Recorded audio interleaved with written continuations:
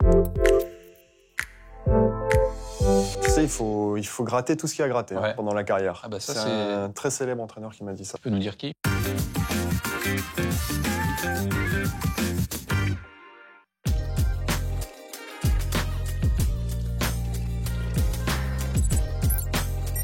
Salut Paul, tu peux te présenter en quelques mots? Je m'appelle Paul Lannes, j'ai 31 ans, donc un vieux dans le foot. Ouais. Je suis né en région parisienne, à Saint-Cloud, et puis j'ai fini toute ma formation au Girondin de Bordeaux. Je suis passé en Corse, à Montpellier pendant 5 ans, et je suis arrivé en Bretagne il y a 1 an. Tu as déclaré « J'ai besoin d'un coup de fouet dans ma carrière, donc je vais aller à Brest ». Mais t'as pas l'impression que là c'est un peu un coup de batte de baseball plutôt?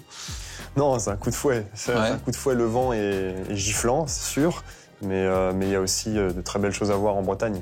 Ouais, il faut trouver le temps quand il fait beau, donc c'est en one shot comme ça de temps en temps. C'est pas souvent. Une fois par an, quoi. Une fois par an à peu près, ouais. Dans ta carrière, tu as inscrit 15 buts en 309 matchs professionnels. D'où te vient cette efficacité incroyable devant le but? Je peux pas lutter, j'ai pas des statistiques très flatteuses. Mais il faut savoir que les statistiques, il y en a effectivement sur les buts marqués, les passes décisives, mais il y a aussi plein de statistiques qui sont beaucoup plus dans l'ombre des médias. C'est le nombre de kilomètres parcourus par match, le nombre d'interceptions, le nombre de passes réussies. Non, en fait, t'es dans la digression permanente, Paul. Écoute, j'essaye de me battre avec mes armes. J'essaye de me battre avec mes armes. Tu marques peu, c'est un fait. Ouais, ok. Mais tu marques contre les grandes équipes. PSG, Marseille, Saint-Etienne, Bordeaux. Si on réfléchit bien, cette saison, tu vas planter sûrement 2 buts, pas plus. Ouais, hein. Moi, c'est à peu près ça. Mais ce sera au Parc des Princes. Parc des Princes, Vélodrome. Mes grandes affiches. Ouais, le reste, ça m'intéresse pas en fait. T'es un joueur de grand match. Ouais, je suis un joueur de grand match. En même temps, ta carrière le prouve pas forcément. Non, c'est clair. Tu signes ton premier contrat pro à Bordeaux, 2 mois après leur titre de champion de France. Exactement. Ensuite, tu signes à Montpellier, cette fois-ci 2 ans après leur titre de champion de France. Est-ce qu'on peut dire que t'as pas vraiment le sens du timing? C'est très bien trouvé. C'est clair, j'arrive un peu trop tard à chaque fois. Ouais. Du coup, j'ai aucun titre. C'est quelque chose qui me manque un peu, c'est clair, mais... C'est pas en venant ici que tu vas en avoir. Ouais. On sait jamais. Non, je t'assure. Champion d'automne? Non, je t'assure. Champion d'automne? Non, vraiment. Même pas? Je t'assure. Bon. C'est pas grave. Donc cette saison, il y a 5 remplacements par match. C'est un peu une aubaine pour toi, non? Tu vas jouer plus? C'est une chance, mais tu vois, là, il y avait 5 le week-end dernier, et toujours pas. Toujours pas? Peut-être que la saison prochaine, il y aura 7 remplacements possibles. Ouais. Je compte là-dessus. 7, c'est pas encore assez. Mais ce qui est fou, c'est que tu y crois encore, parce que nous, on n'y croit plus. Ouais, mais tu vois, c'est ça, c'est la qualité de l'acharnement, c'est ça, c'est de toujours y croire. Remarque qu'il te donne le droit de doucher avec les autres, ce qui est sympa quand même. Ce qui est quand même sympa. J'ai le droit de crier avec les autres, le cri de la victoire. C'est pas à Brest, le cri de la victoire, on l'a pas souvent non plus. Là, tu vas. En 2007, tu es cité dans le livre de Vicente Lizarazu, intitulé En toute humilité Vicente. En 2016, tu fais partie de l'équipe type de la 18e journée de championnat. Qu'est-ce qui t'étonne le plus là-dedans? Que tu fasses partie d'une équipe type ou que Lizarazu sache écrire? Je sais pas si c'est Lisa qui a écrit son livre ou si c'est aidé d'un... Blague, tu doutes que c'est pas lui quand même. Voilà. Je pense que j'ai été plusieurs fois dans l'équipe type. Donc ce qui m'étonne le plus, c'est que Vicente Lizarazu sache écrire. C'est pas très gentil. Je lui fais un bisou quand même, voilà. Ouais, d'accord, ah oui. C'est vraiment, okay. Ça c'est vraiment Paul Lannes dans toute sa splendeur, quoi. Est-ce que tu sais qui était Francis Leblay? Je l'ai su, et puis... Non, ça marche pas. Ah, si, on me l'a dit. Parce que c'est quand même le stade dans lequel tu joues. Ouais, je sais bien. Ouais. Je savais que tu allais me poser cette question. Ah bah oui, et tu sais quoi? D'ailleurs, t'as révisé. Je voulais te caler là-dessus, je voulais savoir tout sur sa vie, sa naissance, son truc, son parcours. Et puis j'ai tout oublié.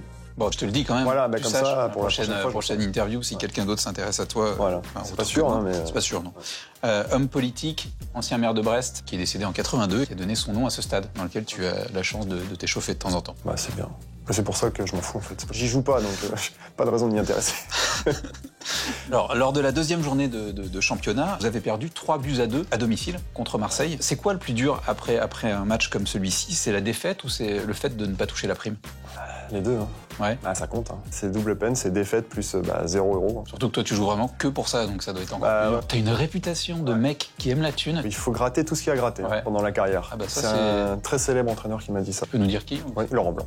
Laurent Blanc, d'accord. Il nous disait, il faut prendre tout ce qu'il y a à prendre. Et il sait de quoi il parle. Hein. Il a bien pris. Ouais. Au PSG, il a bien fait. Si tu étais le directeur sportif du club, tu recruterais quel joueur?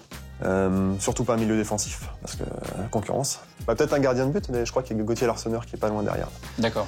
Comme ça lui mettrait un peu de concurrence et il arrêterait de faire le malin. D'accord, sympa. Quel joueur tu ferais partir? Un milieu défensif, comme ça j'aurais peut-être une chance de jouer. Donc Haris Belkebla, Ibra Diallo qui est un bon de sortie, mais depuis 2 mois j'attends qu'il part pas. Bon, Bateau je l'aime bien, il nous fait un peu des chansons, de la musique et tout, donc il met l'ambiance. Non, puis Bateau en Bretagne, faut le garder. Ça peut être utile pour cas de naufrage complet. Voilà. Tu préfères Gaëtan Charbonnier ou Christian Batocchio? Bâtard. Pardon? J'ai pas entendu. Je préfère Christian Batocchio. Donc on va en parler. Cool. On va en parler à Charbonnier juste après, ça doit. Ouais. Tous les deux. Oui. On va. Tu te sens bien? Parce que du coup, c'est quand même. Ouais, je commence un peu à je vois ça. tremblote là. Ouais. Peut-être que j'ai mal répondu. Tu préfères le Stade Brestois ou le Montpellier Hérault Sport Club? Tu me retraites une fois de bâtard, ça va très mal se passer. Si tu me poses la question de but en blanc comme ça, évidemment, mon cœur est à Montpellier pour l'instant. Mais les choses se construisent avec Brest. Enfin, elles se construisent, tu vas avoir 32 ans. Donc, au rythme où ça va, dans 2 ans, tu joues à Chambly, hein, tu le sais. Ouais. Et c'est pour ça que j'en profite, parce que je suis encore en Ligue 1 là, donc les gens sont très chaleureux. C'est un bon club. Tu préfères Michel Darzacarian ou Olivier Dalloglio? Là, tu vas fort. Ce sont 2 coachs Qu'est-ce que tu vas me sortir? radicalement différents. Michel Darzacarian est beaucoup plus sanguin. Ouais, je te rappelle que c'est lui qui t'a un peu mis sur le banc à Montpellier, quoi. Ouais, mais attends, j'ai pas fini. Ouais. Tout prend des heures comme ça avec toi ou c'est juste là, en fait? Ouais.